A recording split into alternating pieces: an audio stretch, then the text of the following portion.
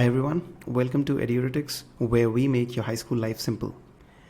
Today I'm here with a new video in our SAT math practice series where we've been doing advanced math, and in that we've been doing equivalent expressions. The previous two videos which we've done for equivalent expressions were of easy difficulty, and this is the first video with the medium level difficulty. We'll be going in an incremental manner. So if you're starting with this video, that means you're already clear with your concepts on the easy level. Otherwise, if you want to begin afresh, I would suggest you go and watch our easy videos first and then come here. Okay, and whenever you see a new question on the screen, pause and try to solve it yourself and then only follow our solution. Yeah. So the first question for the day is, which of the following is a factor of the polynomial above? 4a squared plus 20ab plus 25b squared. Looks a lot like a quadratic expression, except for the fact that there are two variables here, unlike a single variable in a quadratic expression. Okay, so 4a squared plus 20ab plus 25b squared.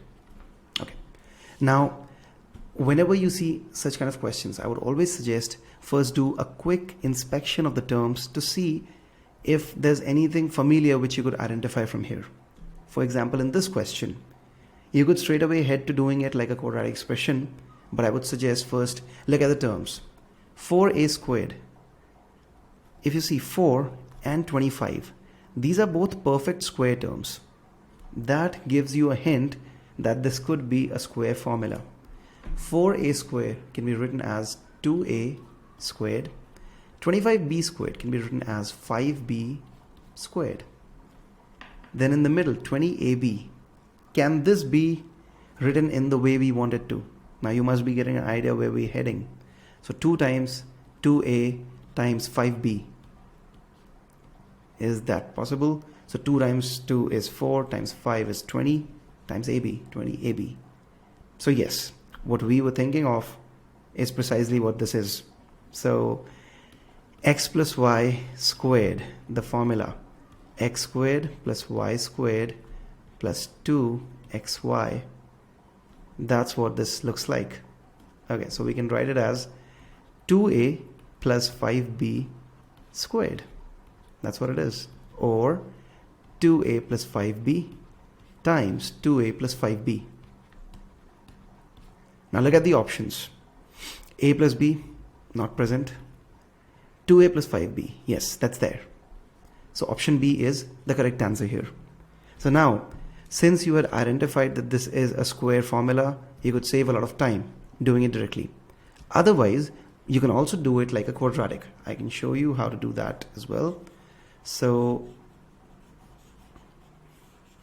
to do it like a quadratic, you'll first find the product of the terms a and c in a general quadratic expression. So the general expression looks like ax squared plus bx plus c. And this is for a quadratic.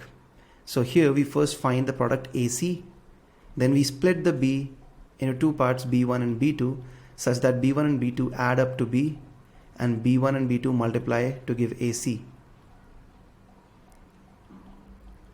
AC.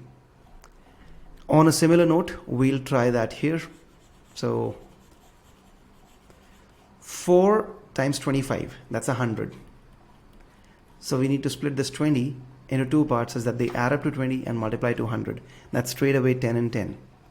We can write as 4a squared plus 10ab plus 10ab plus 25b squared. Now let's try to factorize this. 4a squared and 10ab. From here, what's common? From the constant part, I can see 2 is common. From the variable part, a is common. 2a outside. What do you get when you divide 4a squared by 2a? That is, when you take out 2a from 4a squared, you get a 2a plus 10ab divided by 2a. It's a 5b plus, now 10ab plus 25b squared. What's common? From the constant part, 10 and 25, I see 5 is common. From the variable part, ab and b squared, b is common. If you take out 5b from 10ab, what's left? in a multiplication and division sense. So like if you divide 10ab by 5b, what's left? 2a. If you divide 25b squared by 5b, what's left? 5b. So now 2a plus 5b you have as the common factor in these two terms. Let's take this outside. 2a plus 5b, what's left inside? 2a plus 5b. So you get the exact same answer as you had got when you identified that this is the square formula. So you can choose either of the two approaches. Advisable one is that whenever you get such a question, first inspect the terms to see if you can make it into a direct formula, because the faster the better. Yeah. Okay, let's look at the next question. Which expression is equivalent to 8x times x minus 7 minus 3 times x minus 7 over 2x minus 14? Okay, where x is greater than 7. This expression looks a bit intimidating because it looks a bit long, I would say. Yeah, but there's something really obvious present right in front of your eyes. What's that something? That something is this x minus 7. It's present in both the terms. So if you're rushing into the question, like if you're going with the flow and rushing into the question, you would pretty much probably end up opening these brackets, like 8x times x minus 8x times 7. Like you would end up doing these brackets, solving these brackets, and then doing the question. Don't do that. Whenever you see a new question, pause and see what can be done. What's the best approach? It won't harm to spend 5-10 seconds looking at the question, because you'll end up saving more than a minute or two. X minus 7 is common. Let's take it outside. Let's take it common. X minus 7 outside. Okay. What's left inside? 8x minus 3. You see how we did this? I'll just take a quick detour. Let's say x minus 7 is a t. So this expression, the numerator can be written as 8xt minus 3xt. And t can be taken out. You get 8x minus 3. This is not an x here. So this t is basically x minus 7. So x minus 7 times 8x minus 3 over 2x minus 14. Now 2x minus 14, there's something common I can see. 2 is a factor in both the terms. Take 2 outside. You're left with x minus 7. That's what this is all about. They just wanted to see if you could identify this. X minus 7 and x minus 7 get cancelled. 8x minus 3 upon 2. That's our answer. Looking at the answer choices, you get option B as the correct one. Okay. The next question. Which of the following is equivalent to the expression above? This time the expression definitely looks long. Okay. 2x plus 5 squared minus x minus 2 plus 2 times x plus 3. Now we can directly, like there is a temptation to go ahead and solve it directly. Sometimes that is the correct approach as well, but you just need to spend some 5-10 seconds thinking about it.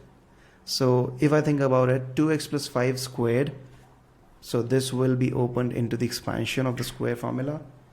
Then this bracket would give us 2 terms, and this bracket again would give us something. Okay, so on the top of my mind, I think this question needs the complete solving. Okay, so let's begin. 2x plus 5 squared, 2x squared, which is 4x squared, plus 5 squared, which is 25, plus 2 times 2x times 5, which is 20x.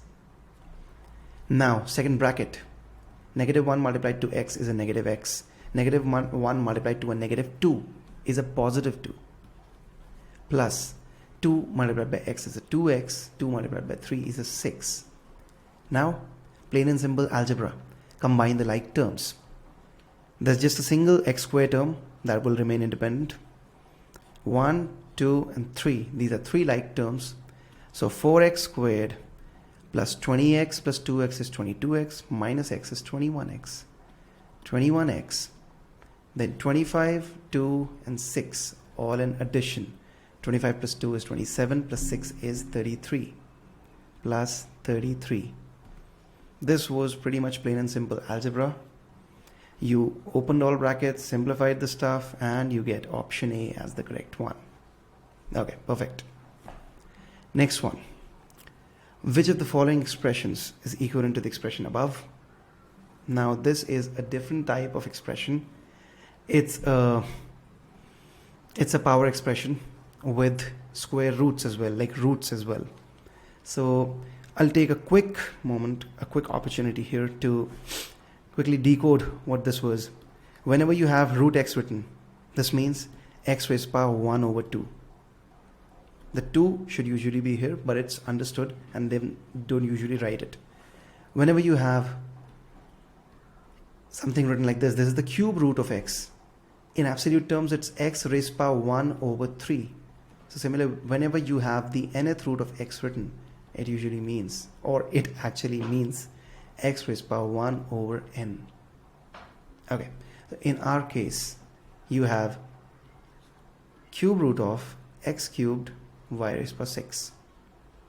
This can be written as x cubed y raised to power 6 raised to the power of 1 over 3. Now we'll follow a simple exponent rule. Which one is that? Take a guess. Think about it. A raised to the power b raised to the power of c. If something's written like this, it's a raised to the power b times c. That's the first thing. Next, one more rule is a times c raised to the power of b. This means a raised to the power of b times c raised to the power of b. We're going to make use of these two rules. First, we make use of this rule in the sequence. Second, this. Let's see how. Okay. So first we make use of this rule and we write x cubed raised to the power 1 over 3 times y raised to the power 6 raised to the power 1 over 3.